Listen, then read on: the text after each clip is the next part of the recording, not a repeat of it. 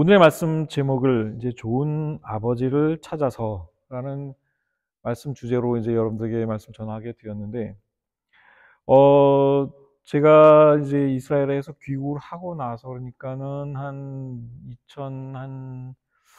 얼마 안 있다가니까 한 2010년 전으로 아닐까 싶은 생각이 듭니다. 그때 당시에 제 고향교회의 남선교회 회원들이 저에게 어, 그 성경 공부, 강연 뭐 이제 이런 것들 좀 부탁을 한 적이 있었습니다. 그때 특별히 남성교회니까 그 아버지, 그러니까 좋은 아버지에 관한 이 성경 그 공부를 이제 좀 주제를 잡아서 같이 했으면 좋겠다.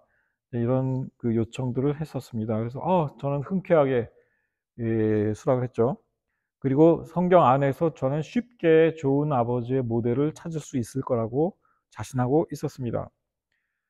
그런데 아무리 성경을 창세기부터 끝까지 뒤져봐도 좋은 아버지의 모델을 찾기가 어렵더라 하는 겁니다. 도대체 누가 좋은 아버지였을까? 아무리 뒤져도 찾기가 굉장히 어려웠습니다. 창세기 9장에 보면 노아의 이야기가 나옵니다. 그런데 노아는 당대 최고의 의인이라고 성경은 그를 가리켜 말하고 있습니다. 그런데 노아에게 무슨 일이 있었습니까? 예, 포도주를 마시고 취해서 잠을 자는데 그 작은 아들이 그러니까 그 하체를 봤어요. 물론 하체를 본다는 의미가 좀 굉장히 여러분들이 생각하시는 것보다 굉장히 좀 그 충격적인 그런 의미가 있긴 합니다만, 어쨌든 그 사실을 알고 노아는 함을 향해 엄청난 저주를 퍼붓습니다. 가나안은, 즉 함은 저주를 받아 그의 형제 종들의 종이 되기를 원하노라. 이거 원래 히브리어에서 그 최상급을 표현할 때 종들의 종 하면 종 중에 아주 최악의 종이에요. 제일 낮은 종입니다. 그러니까는 뭐뭐세 뭐뭐 왕 중에 왕, 이것도 다 히브리어식 표현입니다. 왕 가운데 왕이니까 최고의 왕인 거죠. 이런 식으로 이제 최상급을 표현하는데, 이 경우에는 최악의 종이 되기를, 그러니까 정말 가장 이 밑바닥의 종이 되기를 원한다.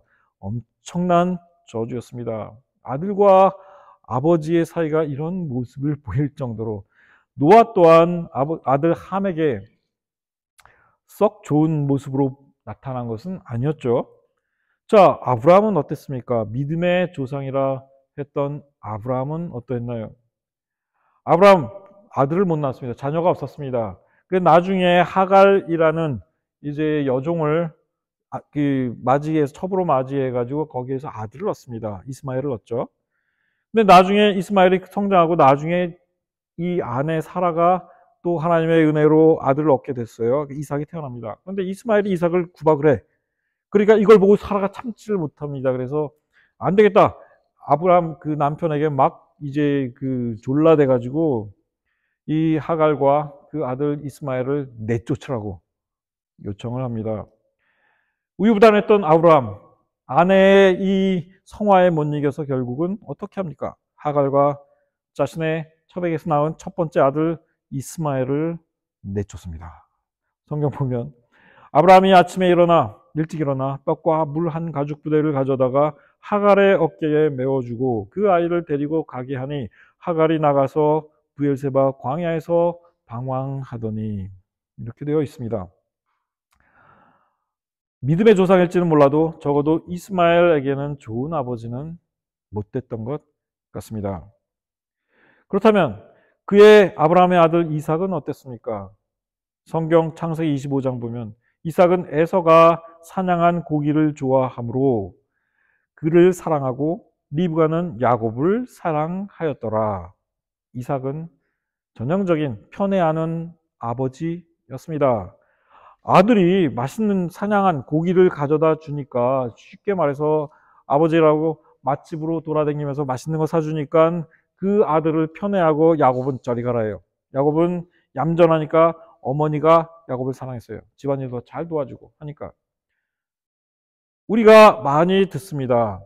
자녀를 키워가는 과정에서 형제들 그 자녀들을 편애하는 것은 정말 교육적으로 좋지 않다. 자녀들에게 상처를 준다. 이런 이야기를 우리는 많이 들었습니다. 그러나 이삭, 믿음의 조상 아브라함의 믿음의 아들 이삭은 편애하는 아버지였더라 하는 겁니다. 그 결과가 어땠습니까?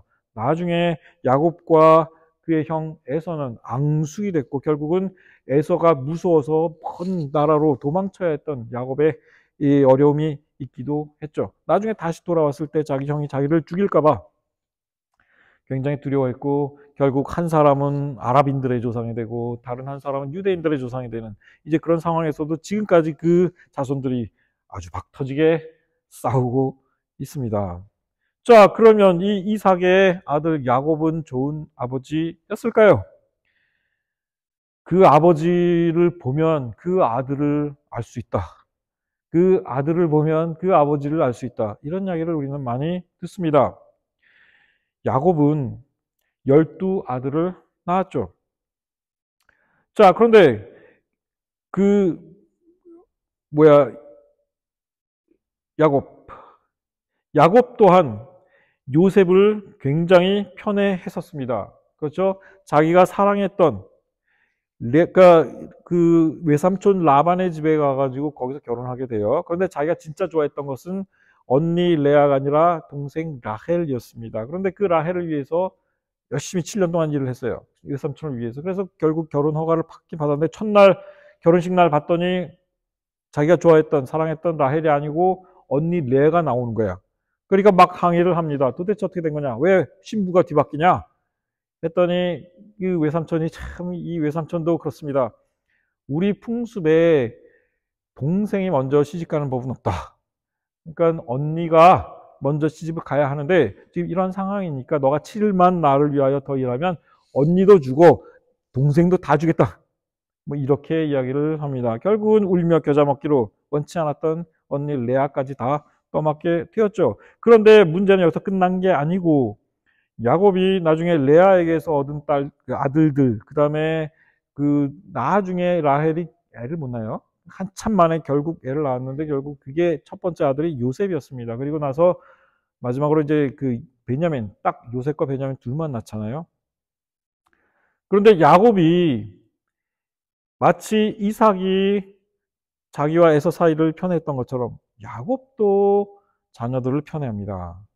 다른 형제들은 저리 가라고 요셉만 좋아해요. 요셉에게 채색 옷을 입혀주고 온갖 좋은 것들을 다 줍니다. 그러니까 나중에 심지어는 돌아올 때에 그 이제 그 외삼촌 집에서 고향으로 돌아올 때에 형이 예서가 300명, 400명 장정을 거느리고 쫓아오니까 딱 이제 맞으러 오니까 혹 나를 죽일까봐 내 가족들을 다 죽일까봐 원한 때문에 그 전에 장자의 권리를 뺏었잖아요. 그러니까 무서워서 이 행렬을 어떻게 배치하느냐면 먼저 그 첩들에게서 난 자식들과 그 첩들을 맨 앞에 배치하고 그 다음에 자기의 첫 번째 부인이 된 레아와 그 자녀들을 배치하고 라헬과 그 다음에 그 모든 자녀들을 맨 뒤에 배치합니다. 왜 이렇게 배치합니까? 형 에서가 와가지고 앞에서부터 막 사람을 죽이기 시작하면 라헬과 그 아들은 빨리 도망가라고 살리려고 이렇게 어떻게 보면 참 야 이럴 수도 있냐 할 정도로 편애를 했다 한 거죠.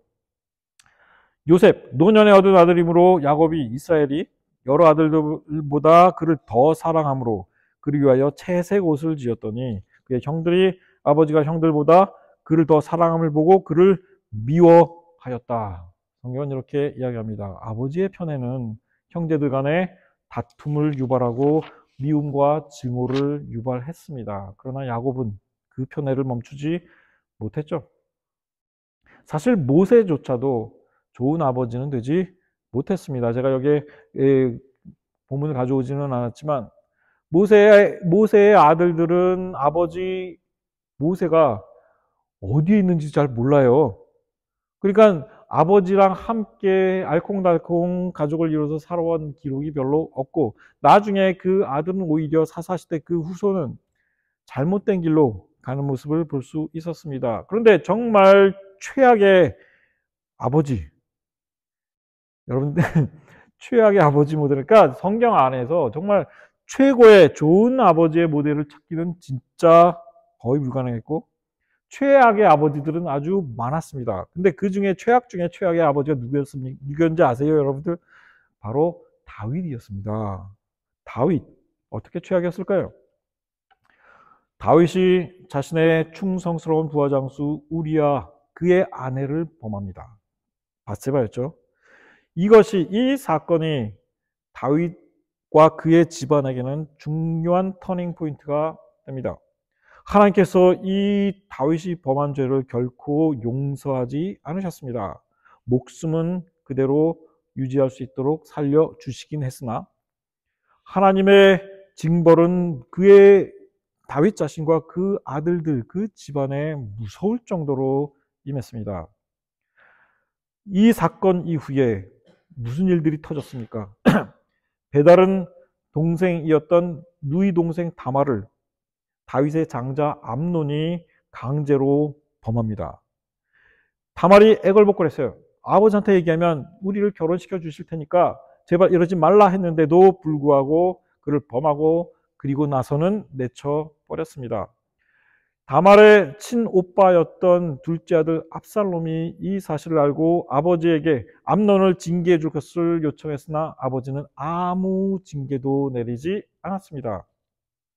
압살롬은 자신의 분노를 마음속에 감추어 두었습니다. 그리고 나서 나중에 잔치를 베풀고 다윗의 형제들을 다 청한 후에 암논을 거기에서 쳐 죽입니다. 그리고 방랑의 길을 떠납니다. 망명의 길을 떠났죠. 나중에 압살롬이 다시 다윗이 압살롬을 굉장히 또 사랑했는데 압살롬이 다시 고향으로 돌아오게 되었습니다. 그런 다음에 압살롬이 어떤 일을 행했습니까? 아버지 다윗 왕에 대항하여 반란을 일으키고 자기가 왕이 되고자 했습니다. 쫓겨다니면서 다윗은 그래도 압살롬을 살리고 싶었습니다. 전쟁에서 압살롬이 군대가 패했을 때 압살롬을 꼭 사로잡아서 살려달라 자기의 이 최고 장수 사령관 요압에게 부탁했습니다. 그러나 요압은 그 이야기를 다윗의 명령을 무시했죠. 결국은 압살롬을 죽였습니다. 그런데 압살롬이 이 반란을 일으키는 동안에 이 다윗의 궁중을 점령을 했었을 때 벌인 일이 있었습니다. 충격적인 일이었죠. 다윗의 모든 후궁들을 백주 대낮에 천막을 쳐놓고 범하기 시작을 했습니다. 이 정도면 여러분 완전히 막장 드라마도 이런 막장 드라마가 없을 것입니다. 이런 일들이 다윗 집안에서 일어났습니다. 아버지 다윗이 잘못된 본을 보이자 그 아들들 또한 여자 문제에서 결코 자유롭지 못했고 모든 아들들이 그 여자 문제 때문에 죽임을 당하거나 큰 불행을 당하더라 하는 거였습니다. 암논과 압살롬뿐이 아니었습니다. 그의 다음번 아들 아도니아, 다윗이 죽은 후에 다윗의 젊은 첩 아비삭을 탐했다가 솔로몬이 이걸 알고 노발대발해서 아도니아 쳐 죽였습니다.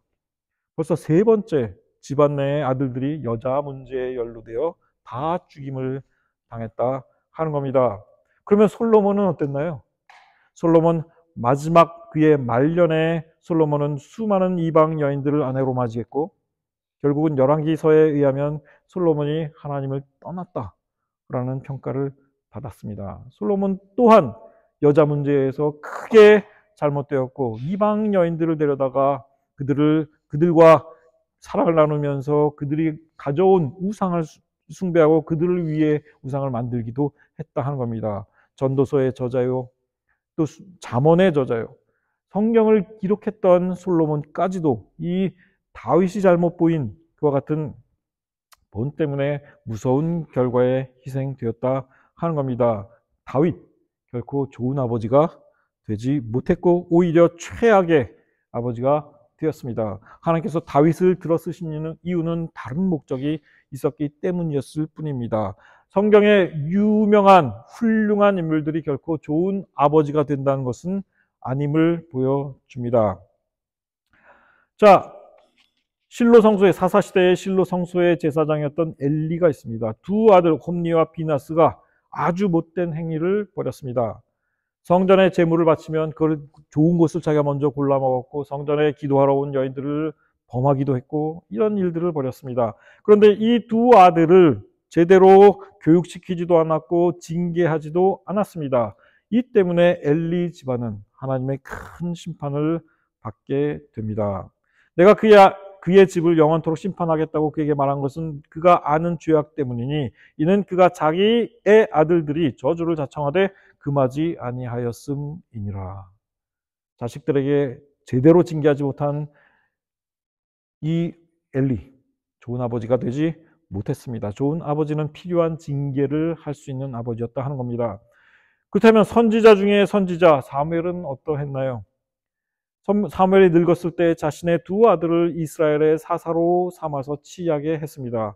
요엘과 아비야였습니다. 그들이 브엘세바에서 사사가 되었다라고 성경은 이야기합니다. 그런데 누가 세웠습니까? 아버지 사무엘이 세웠습니다. 자신의 아들들이라고 세웠다 하는 겁니다. 그러나 이들이 어떤 행위를 행했습니까? 그 아들들이 자기 아버지의 행위를 따르지 아니하고 이익을 따라 뇌물을 받고 판결을 굽게 하니라. 성경은 이렇게 기록하고 있습니다. 결코 좋은 아버지가 되지 못했습니다. 의외로 성경의 유명한 훌륭한 인물들이 결코 좋은 아버지가 되지 못하더라 하는 겁니다. 자, 이쯤 됐을 때 저는 굉장히 큰 고민에 빠졌습니다. 성경에서 좋은 아버지의 모델을 찾을 수 없다는 것은 정말 충격이었죠. 다시 성경을 훑어보기 시작했습니다. 그리고 좋은 아버지, 정말 좋은 아버지의 모델을 하나 찾았습니다. 그런데 그 모델은 사람이 아니었습니다. 바로 하나님이셨다 하는 겁니다. 성경에서 발견한 유일한 좋은 아버지의 모델은 하나님이셨다 하는 겁니다. 오늘 우리가 읽은 본문은 여러분들이 너무나 잘 알고 있는 집 나간 탕자의 비유, 그리고 그 아버지의 비유입니다. 예수 그리스도께서 이 비유를 말씀하셨을 때에 여기에 등장하는 이 아버지는 누구입니까? 예수께서 이 비유를 드실 때에 이 탕자의 비유에 등장하는 아버지는 곧 하나님이셨고 이 탕자는 바로 우리 자신이었다 하는 겁니다. 그렇죠? 우리가 발견한 성경의 가장 유일한 좋은 아버지는 바로 하나님이셨습니다. 어떤 사람, 즉 사실 하나님이에요. 어떤 사람에게 두 아들이 있습니다. 재산이 넉넉해요. 두 아버지 근데 이 아버지에게 어느 날 둘째가 찾아왔습니다. 아버지요, 재산 중에 내게 돌아올 분깃을 내게 먼저 주십시오. 이렇게 요청을 합니다. 그래서 어떤 분들은 이 배은망덕한 놈, 내 아버지가 아직 멀쩡하게 시퍼렇게 살아있는데 재산을 먼저 분깃을 달라고? 그러니까 우리 오늘날의 용어로 한다면 아마 재산의 증여겠죠. 증여. 어떤 분들은 증여하면 그 세금이 좀 덜 나간대요. 그래가지고 상속하기 전에 증여가 먼저 하면 좋다, 이런 얘기도 하시는 분들이 있는데 그 시대에도 이게 가능하긴 했었습니다. 이게 문제가 되지는 않았어요. 그러니까 이렇게 할 수 있었습니다. 자, 그런데 이 아들 재물을 자신의 분깃을 다 가지고 먼 나라에 가서 허랑방탕하고 그 재산을 낭비했다라고 성경은 기록합니다. 자, 그 뒷부분에 보면 나중에 그 큰아들이 이 아들을 막 이제 비난할 때에 창기와 더불어 아버지의 재산을 말아먹었다, 이런 표현을 써요. 그러니까 이 작은 아들이 어떤 생활을 했는지는 우리가 알 수 있습니다. 자, 그런데 그 나라에 크게 흉년이 들었습니다. IMF가 닥쳤습니다. 그렇게 되니까 이 아들이 결국은 궁핍해졌고 결국은 거지꼴로 그 나라 백성 가운데 한 사람에 붙어서 종 노릇을 하며 살게 되었죠. 그들이 들로 보내어 돼지를 치게 했습니다. 여러분들 생각해 보세요. 유대인이나 아랍인이나 다 돼지를 멀리합니다. 제가 이스라엘 갔었을 적에 돼지고기 찾기 어려웠어요. 그러나 물론 파는 곳이 있긴 있었습니다. 러시아 쪽에서 온 이미그런트들, 이주민들이 하는 그런 곳에 돼지가 있긴 있는데 그들은 결코 사회적으로 돼지고기가 용납되는 그런 상황은 아니에요. 그러니까 심지어는 제가 예루살렘에 있을 때 이제 테러가 너무 많이 나니까 그 버스 안에다가 이 돼지 기름인가 뭔가 그거를 좀 두자, 이렇게 제안한 사람조차 있었습니다. 왜냐하면 테러리스트가 올라타고서 폭탄이 팍 자폭할 때 돼지 기름이 그 테러리스트에게도 이제 뿌려질 테니까 그거 이제 싫어서, 그러니까 그건 안 할 테니까 아마 버스 테러 안 할 거 아니냐, 이런 엉뚱한 아이디어도 있을 정도로 아주 돼지를 멀리하는. 그런데 이 사람을 돼지 치는 일을 시켰다는 겁니다. 이 말은 곧 이 사람이, 이 아들이, 둘째 아들이 밑바닥 중에 밑바닥 인생, 그 나락으로 떨어졌었다 하는 것을 보여줍니다. 자, 그런데 그 돼지를 치면서도 먹을 것이 없어서 돼지가 먹는 그 쥐염염에 그것조차도 제대로 먹기 어려웠다 하는 겁니다. 결국은 이 둘째 아들 어떻게 됩니까? 스스로 회개합니다. 자, 자기 고향을 생각해 봅니다. 아버지의 집에는 종들조차도 풍족하게 먹고 사는데 나는 지금 무슨 짓을 하고 있는가 하는 거죠. 자, 그러면서 이제 결단을 내립니다. 내가 일어나 아버지께 가서 이르기를, 아버지, 내가 하늘과 아버지께 죄를 지었사오니 지금부터 아버지의 아들이라 일컬음을 감당하지 못하겠나이다. 나를 품꾼의 하나로 종으로 봐주시고 받아 주십시오. 이렇게 말하겠다. 결단을 내리고 아버지께로 갑니다. 자, 그런데 아버지 편에서는 어떠했습니까? 아들이 언제 올까? 눈 빠지게 기다리며 매일매일 언덕 위에 올라가서 멀리 쳐다봅니다. 오랜 기간을, 오랜 세월을 그렇게 기다렸습니다. 드디어 거리가 먼데 아버지가 이제 멀리 바라보니 이 거렁뱅이 차림으로 다가오는데 딱 보면 알아요. 그러니까 자기 아들, 자기 자식은 금방 알아보잖아요. 저도 아들이 이제 저는 아들 이제 자녀가 하나밖에 없어요. 아들 하나뿐인데 뭐 애가 이제 태어날 때에 그러니까는 빨리 오라고 얘가 이제 나왔다 그래가지고 이제 불이 났게 병원에 가가지고 봤습니다. 근데 보니까 여기 분만실에 애기들이 뭐 되게 많아요. 쫙 있는데 저거 어떻게 우리 아들을 알아볼 수 있을까? 그랬는데 간호사가 애 하나를 이렇게 들고 나오는데 얼굴을 보니까 금방 이놈이 내 아들 맞구나 금방 알 수 있더라 하는 겁니다. 이 아버지 멀리 성경의 기록 아직도 거리가 먼데 아버지가 그를 보고 측은히 여겨 달려왔다 이렇게 얘기를 합니다. 먼 거리에서도 거렁뱅이 차림으로 쩔뚝쩔뚝 다가오는 그 사람이 자기 아들이라는 것을 금방 알아챘다 하는 겁니다. 자, 아들이 아버지에게 말합니다. 아버지, 내가 하늘과 아버지께 죄를 지었사오니 연습했잖아요. 미리 이렇게 말씀드려야 되겠다. 지금부터 아버지의 아들이라 일컬음을 감당하지 못하겠나이다 하나 아버지는 종들에게 제일 좋은 옷을 내어다 입히고 손에 가락지 끼우고 발에 신을 신기라. 신발도 신지 못하고 맨발로 온 겁니다. 자, 그리고 살진 송아지를 잡아다가 먹고 즐기자. 내 아들 죽었다 살아났고 내가 잃었다가 다시 얻었노라. 아버지, 과거에 그가 무슨 일을 했는지 왜 내 재산을 그렇게 말아먹었냐? 꾸짖지도 않습니다. 아무것도 묻지 않고 그저 아들로 받아줍니다. 베드로전서 4장 8절 무엇보다 뜨겁게 사랑할지니 사랑은 허다한 죄를 덮느니라. 어떤 잘못도 이 아버지에게는 다 용서할 수 있었다 하는 것입니다. 이것이 좋은 아버지의 참된 모델이었습니다. 자, 맏아들이 밭에서 있다가 돌아와서 집에 와가지고 보니까 잔치가 벌어졌다 이거예요. 종을 불러서 얘기하니까 물어보니까 동생이 돌아왔는데 아버지가 지금 그 동생을 위해서 살찐 송아지를 잡았습니다. 그냥 송 아닙니다. 송아지예요. 여러분, 송아지 고기 드셔보셨나요? 예? 저 해외에 있을 때, 이스라엘에 있을 때 송아지 고기 뭐 무슨 소고기인데 되게 비싸요. 그래서 이게 뭐냐 그랬더니 송아지 고기래. 그래서 송아지 고기는 뭔가 다른가? 그래서 한번 사다가 먹어봤습니다. 무지하게 비쌉니다. 일반 소고기보다 굉장히 비싸요. 야, 먹어보는 순간 저는 참 놀랐습니다. 이렇게 부드럽고 맛있는 고기가 있다니. 참 어린 것들한테는 미안하긴 한데 송아지 새끼가 맛있다 이거예요. 새끼가 맛있습니다. 정말입니다. 그러니까 그 고기 중에도 최상급 최고 좋은 것으로 이제 동생을 위해서 잔치를 베풀었습니다. 그런데 이 맏아들은 아주 속이 뒤틀립니다. 아주 기분이 나빠요. 그래서 노하여 들어가서 이제 아버지한테 뭐라고 이제 투덜거리느냐? 내가 여러 해 아버지를 섬겨 명을 어김이 없거늘 내게는 염소 새끼라도 주어 나와 내 벗으로 즐기게 하신 일이 없더니 여러분 염소 새끼 한 마리도 잡아준 적이 없으면서 송아지를 잡았다 이거예요.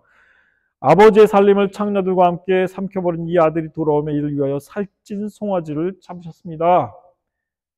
자, 이 아들이 이렇게 불만을 터뜨리는 것에 대해서 아버지는 이미 이 큰아들의 속마음을 다 꿰뚫고 있습니다. 단지 잔치를 베풀어줬다. 이것 때문에 지금 아들의 속마음이 뒤틀린 게 아니었어요. 아버지가 뭐라고 하십니까? 예? 그럼 너도 한번 잔치 베풀어 주랴? 이렇게 한 게 아니에요. 딱 이 아버지 맏아들의 마음을 다 꿰뚫고 있습니다. 뭐라고 하셨냐? 야, 너는 항상 나와 함께 있으니 내 것이 다 내 것이다. 내 것이다, 내 것이다. 이게 뭡니까? 아들은 작은 아들에게 더 이상의 분깃은 있다 없다? 없다는 얘기예요. 그는 이미 자기 분깃을 가져간 거고 지금 남아있는 모든 재산은 바로 네 것이다 하는 겁니다. 이 맏아들에게 정답을 바로 찔러주신 겁니다. 맏아들은 그게 두려웠던 겁니다. 이놈 다시 돌아와가지고 지금 남은 이 재산에서 또 절반을 가져가면 나는 내 재산은 어떻게 되는 거예요? 반에 반토막 되는 거 아니에요? 그러니까 이게 불안한 겁니다. 진짜 불안은 여기에 있었어요. 근데 아버지가 이미 그걸 다 꿰뚫고 내가 가진 모든 재산 다 네 거다라고 선언을 해 주신 거죠. 아마도 맏아들은 한숨을 푹 내쉬면서 아이고 다행이다 속으로 그렇게 생각하면서 잔치에 참여했을 것 같습니다. 그렇죠. 기쁜 잔치에 다 함께 해야죠. 자, 이러면서 내 동생 죽었다 살아났지 않았는가? 내가 잃었다가 다시 내 아들을 찾았는데 내가 기쁘지 않겠냐? 이걸 그냥 넘어가리? 자, 우리 함께 즐거워하고 기뻐하는 게 마땅하다. 이렇게 아버지가 맏아들을 이제 확신을 주었다 하는 겁니다. 이런 좋은 아버지가 어디 있나요? 물론 어딘가에 있을지 모릅니다. 좋은 아버지. 그러나 성경 안에서 좋은 아버지의 모델을 찾기 어렵다 하는 것은 이 우리가 살아가는 현실을 반영합니다. 어떤 아버지들은 돈을 많이 벌어서 좋은 선생 붙여주고 과외비 팍팍 대주고 맛있는 거 사주고 좋은 차 사고 뭐 스포츠카 맘대로 사라고 해주고 그 아들이 잘 되기는 어렵습니다. 여러분 그게 좋은 아버지일까요? 그렇지 않습니다. 결코 그렇지 않습니다. 제가 그 대학생 시절에 우리가 이제 대학 다닐 때는 대학교 2학년이 되면 이제 그 병영 그 전방 입소라고 해가지고 1학년 때는 이제 문무대라는 곳에서 군대 훈련을 받았고 2학년 때는 최전방에 사단에 들어가가지고 저는 일주일 정도 거기에서 경계 근무 군인 생활을 하는 거예요. 일주일 동안 대학생들이. 근데 거기를 갔는데 그래서 그 군 병영에 이제 저는 15사단 중동부쯤에 15사단 갔는데 거기에 그러니까 한 그 내무반 안에 저희과 학생들하고 그 맞은편에는 그때 당시에 신과대학의 사회사업학과가 있었습니다. 그 사회사업학과 학생들이 쭉 있었어요. 근데 그때 처음 저는 보게 되었는데 거기에 이제 그 사회사업학과 학생 가운데 하나를 좀 알게 되었어요. 거기서 보게 되었습니다. 그런데 나중에 보니까 이 원래 사회사업학과 그때 당시에 사치사업학과로 불렀어요. 왜냐하면 다 부잣집 자녀들이야. 사회사업학과는 희한하다. 그런데 거기에 누가 있었냐면 나중에 경기도지사를 지내고 국회의원을 지내고 자기 아버지가 아마 국회의원이었던 모양이에요. 근데 어 자기 아버지의 지역구를 물려받아서 국회의원 하다가 나중에 또 경기도지사도 지내고 뭐 약간 꽤 그 정치인으로 승승장구했던 그런 친구가 있었습니다. 근데 그때 처음 보게 됐어요. 그때 처음 알게 됐는데 그래서 굉장히 잘 나가는 줄 알았어요. 근데 나중에 보니까 그의 아들이 굉장히 심각한 문제들을 많이 벌이고 있었고 특히 마약에 빠졌습니다. 마약에 빠졌어요. 그러니까 집안이 아주 굉장히 어려움을 당했습니다. 이혼도 하게 되고 그런데 이 큰아들이 마약에 빠져서 굉장히 어려움에 처하게 됐습니다. 결국은 이 친구가 자신의 정치 인생을 다 접고 깨끗하게 물러났습니다. 그리고 물러나서 그냥 제가 그때 별로 좋은 인상을 받지는 못했습니다. 그 친구가 왜냐하면 뭐 별명이 오렌지족이요 뭐 하여간 굉장히 뭐 좀 이렇게 좀 부티나게 살면서 뭐 하여간 좀 그랬어요. 근데 나중에 정치인으로 아버지 뭐 지역구 물려받아 가지고 뭐 그렇게 가고 그러니까 뭐 그 아버지 덕에 뭐 정치인 노릇하는 거니까 뭐 좋게 보일 리는 없죠. 근데 나중에 그 모든 것들을 다 포기하고 그리고 이혼은 했지만 자기 아들의 그 치유를 위해서 굉장히 노력하는 것을 보게 되었습니다. 결국은 우리나라에서 이 마약은 이 불법이잖아요. 그러니까 이 아들이 이제 감옥에 가게 됐어요. 재판을 받게 되었습니다. 근데 이 재판정에 이 친구가 나왔습니다. 이 친구가 자기 어머니, 그 다음에 배우자, 이전에 이혼한 배우자, 그 다음에 둘째 아들, 함께 온 가족이 나와서 그 법정을 지켜보았습니다. 다 눈물을 흘려요. 그리고 이 맏아들, 최후의 진술을 하는 동안에 내내 눈물을 흘렸습니다.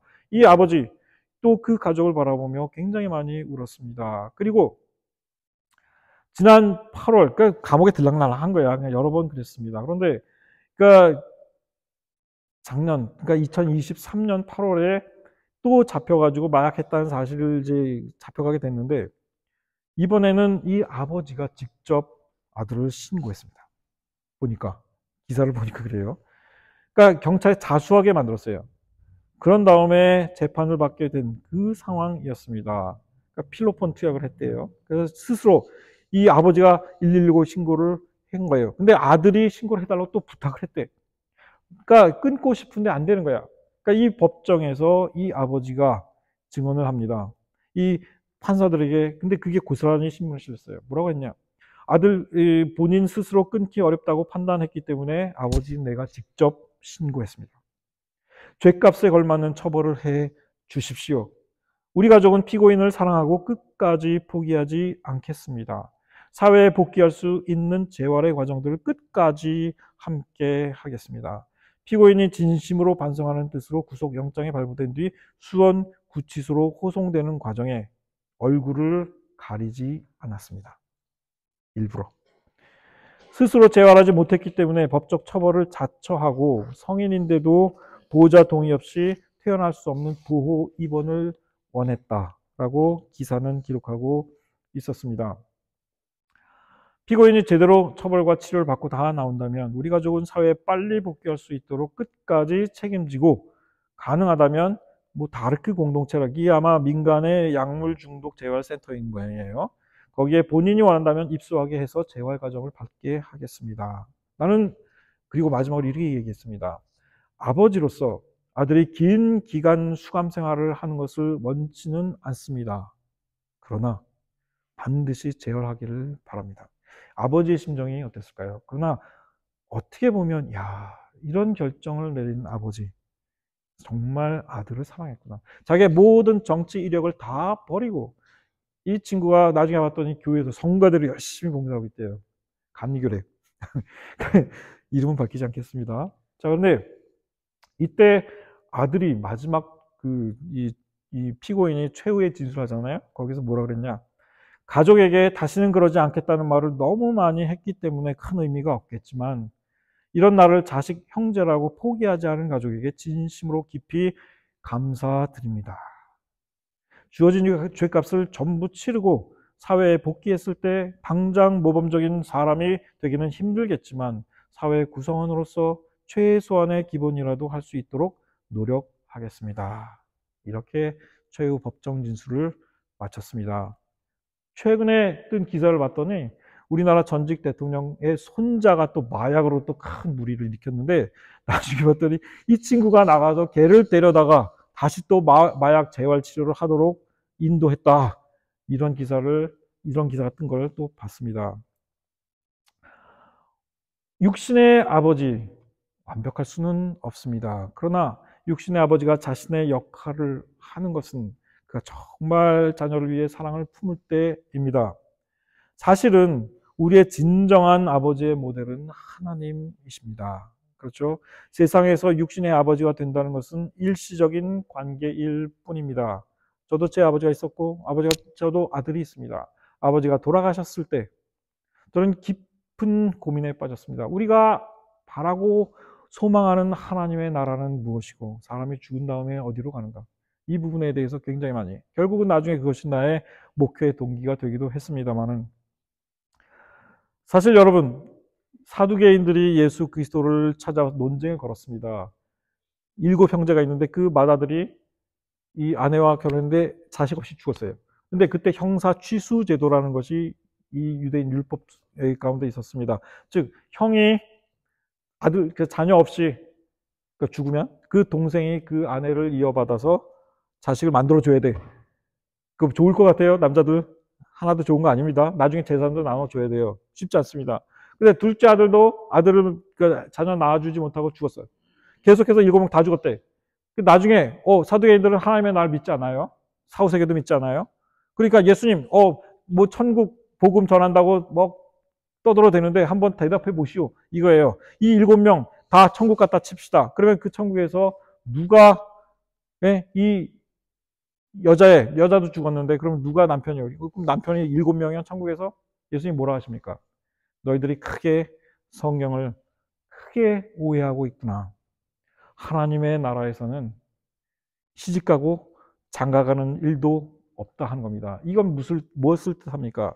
하나님의 나라에서는 모두가 다 하나님의 자녀이지 이 세상에서 가졌던 모든 가족 관계는 더 이상 의미가 없다는 이야기입니다. 우리는 다 하나님의 자녀라 하는 것입니다. 선지자 이사야가 이렇게 메시지를 전했습니다. 주는 우리 아버지시라. 아브라함은 우리를 모르고 이스라엘은 우리를 인정하지 아니할지라도 여호와여 주는 우리의 아버지시라. 그러나 여호와여 이제 주는 우리 아버지이시니이다. 우리는 진흙이요 주는 토기장이시니 우리는 다 주의 손으로 지으신 것이니이다. 이렇게 얘기합니다. 사도 바울 무릇 하나님의 영으로 인도함을 받은 사람은 곧 하나님의 아들이라. 여러분들은 다 하나님의 아들. 나는 여잔데 상관없습니다. 하나님의 자녀, 하나님의 아들, 하나님의 딸이란 얘기입니다. 종의 영을 받지 아니하고 양자의 영을 받았으므로 우리가 아빠 아버지라 부르짖느니라. 아빠 아버지. 이것 좀 표현이 그래요. 원래는 옛날에 개역 성경은 아바 아버지 그랬죠. 그게 더 정확합니다. 이거 번역하는데 그때 당시 번역 실장이셨던 민영진 박사님 저희 학교 선배님이세요. 한번 만났을 때 물어서 왜 아빠라고 해서 그랬더니 영어 성경에도 내디라고 했대. 그런 번역이 있대요. 또 친근하고. 근데 그건 아니에요. 사실 히브리어로 여러분 아빠가 뭔지 아세요? 네? 아바. 히브리어로 아바가 아버지입니다. 히브리어로 굉장히 쉽죠? 그러니까 뭐 모든 나라 언어들이 아빠와 엄마는 다 비스무리하게 나와요. 그렇죠? 엄마는 뭔지 아세요? 히브리어로 이마입니다. 이마, 맘마. 여기서 나온 거죠. 전부 다. 그렇죠? 영어로도 mother 아니에요. 아버지는 father고 다 비스무리해요. 자, 어쨌든 이 시편 보면 아버지가 자식을 긍휼히 여김같이 여호와께서 자기를 경외하는 자를 긍휼히 여기십니다. 아버지는 자녀를 긍휼히 여깁니다. 탕자에 비유해서 그 아버지가 바로 그런 아버지였다 하는 겁니다. 또한 주는 아버지시요 나의 하나님이시요 나의 구원의 바위시라. 무엇입니까? 아버지는 자녀들을 보호합니다. 자녀들의 보호자가 되어 줍니다. 자, 또한 우리가 기도할 때 뭐라고 마태복음 6장 보면 너는 기도할 때 골방에 들어가 문을 닫고 은밀한 중에 계신 내 아버지께 기도하라. 아버지에게 우리는 내가 원하는 것을 간구할 수 있습니다. 은밀한 중에 보시는 내 아버지께서 갚으시리라. 구하기 전에 너희에게 있어야 할 것을 하나님 너희 아버지께서 다 아시느니라. 이렇게 이야기합니다. 주기도문의 시작과 끝은 하나님을 어떻게 부르고 있습니까? 하늘에 계신 우리 아버지요. 그리고 맨 마지막에 나라와 권세와 영광이 아버지께 영원히 있사옵니다. 이렇게 부르고 있지 않습니까? 너희 하늘 아버지께서도 너희 잘못을 용서하시려니와 너희가 사람의 잘못을 용서하지 않냐면 너희 아버지께서도 너희 잘못을 용서하지 않으실 것이다. 용서하는 아버지, 우리 성경이 가르치는 아버지의 모습이기도 합니다. 또한 가장 좋은 것을 주시는 아버지가 바로 하나님의 아버지의 모델입니다. 너희 중에 누가 아들이 떡을 달라 하는데 돌을 주며 생선을 달라 하는데 뱀을 줄 사람이 있겠는가? 너희가 악한 자라도 좋은 것으로 자식에게 줄 알거든 하물며 하늘에 계신 너희 아버지께서 구하는 자에게 좋은 것으로 주시지 않겠는가 한 겁니다. 아버지는 자녀에게 좋은 것을 주고 싶어 한다 한 것이죠. 마찬가지로 하나님께서 우리에게도 좋은 것으로 주시기를 원하신다 하는 겁니다. 마지막으로 좋은 아버지 하나님은 우리를 징계하십니다. 내 아들아 여호와의 징계를 경히 여기지 말라. 그 꾸지람을 싫어하지 말라. 되죠. 여호와께서 그 사랑하시는 자를 징계하시기를 마치 아비가 그 기뻐하는 아들을 징계함 같이 하시느니라. 이렇게 되어 있습니다. 여러분 혹 세상에 이 지상의 아버지에게 상처를 받으신 적 있으십니까? 두려워하지 마시기 바랍니다. 진짜 여러분들의 아버지는 하늘의 하나님이시기 때문입니다. 여러분들이 여러분들의 자녀의 좋은 아버지가 되지 못하여 좋은 어머니가 되지 못하여 고민하거나 낙담하신 적 있습니까? 노력하면 됩니다. 하지만 더 중요한 것은 하늘의 하나님께서 내 자녀들에게도 아버지가 되신다 하는 그 사실입니다. 시편 68편 5절에 그의 거룩한 처소에 계신 하나님은 고아의 아버지시며 과부의 재판장이시라. 성서시대의 고아들은 정말 불쌍했습니다. 왜? 경제적으로 보호해줄, 육체적으로, 물리적으로 보호해줄 아무런 보호자가 없는 자들이기 때문에 그렇습니다. 그래서 예수께서 고아와 과부들을 불쌍히 여기라 하셨던 거죠. 과부도 마찬가지입니다. 요즘에야 뭐 여성들이 돈 잘 벌어요. 그렇죠? 그러니까 뭐 두려울 게 없지. 하지만 그 시대는 그렇지 않았습니다. 돈 벌 곳이 없고 따라서 먹을 것이 없는 겁니다. 그래서 동생이 형의 아내를 받아주는 것이었고요. 결국 보호장치였습니다. 모든 것들이. 자, 오래전에 제가 읽은 한 글에서 본 이 에피소드였습니다. 어느 초등학교에서 있었던 일이라고 합니다. 그 초등학교 이 선생님이 이 학생들에게 우리 아버지라는 제목으로 글짓기를 해오라는 숙제를 내 주었습니다. 자, 모든 학생들이 차례로 나와서 모두 자기 아버지의 자랑스러운 부분을 이야기했습니다. 우리 아버지는 대기업의 부장이시고 또 뭐 어떤 아이는 우리 아버지는 또 돈을 잘 버셔서 제게 좋은 선물 사주시고 또 뭐 이런 얘기도 쫙 늘어났어요. 그런데 한 학생의 차례가 됐을 때 그 아이는 이렇게 썼습니다. 저는 고아입니다. 저를 낳아주신 아버지가 누구인지는 저도 모릅니다. 하지만 하나님께서 제 아버지이십니다. 교회에서 그렇게 가르쳐 주셨습니다. 그래서 저는 오늘도 씩씩하게 살아가고 있습니다. 이렇게 썼습니다. 자, 오늘은 시간이 많이 가서 사실 제가 동영상 준비한 게 하나 있는데 어떻게 할까요? 그냥 넘어갈까요? 볼까요? 아, 이거는 제가 그 전에 섬겼던 교회에서 남선교회 이제 헌신 예배를 준비하면서 이제 기도하는 아버지가 되어보자. 그러니까 이런 취지로 각자 자기 자녀들을 위해서 안수기도 해주고 아버지 할 수 있습니다. 여러분 성경에 사례도 다 있어요. 아버지가 자녀들 위해 머리 손 얹고 안수기도 하는 거 괜찮습니다. 상관없어요. 그렇게 하고 그걸 사진으로 인증샷을 찍어가지고 나한테 보내달라. 그래서 제가 영상으로 한번 엮어봤습니다. 한번 보실까요? 네, 좋습니다. 한번 보겠습니다.